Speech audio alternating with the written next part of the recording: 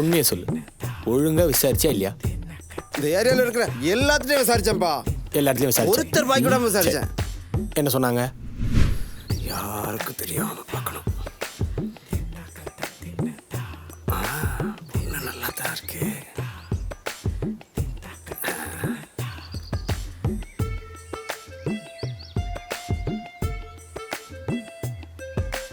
இந்த பையலுக்கு இப்படி ஒரு பொண்ணா?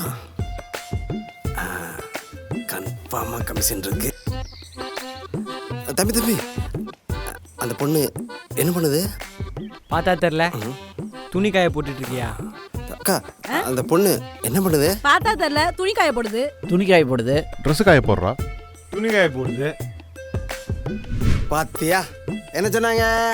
அந்த பொண்ணு துணி காய போடுது, அந்த பொண்ணு துணி காய போடுது, அந்த பொண்ணு துணி காய போடுதுன்னு தான் சொன்னாங்க. அதுல யாராச்சும் ஒருத்தர் அந்த பொண்ணு போலீஸ்ன்னு சொன்னாங்களா?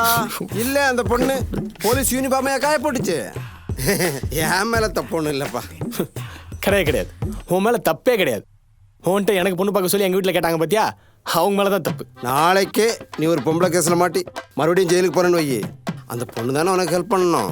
யோ, ஆல்ரெடி மாட்டினது பார்த்தாம திரும்ப என்ன ஜெயிலுக்கு அனுப்ப பிளான் போடுறியா? அதுவும் பொம்பளை கேஸ்ல. நடக்கிற மாதிரி இருந்தான்னு சொல்ல வந்தேன். அப்பெல்லாம் நடக்கவே கூடாது. இதோட ஃபுல் வீடியோ பார்க்க ஹேண்டில் கீழே இருக்க லிங்கை கிளிக் பண்ணி பாருங்க.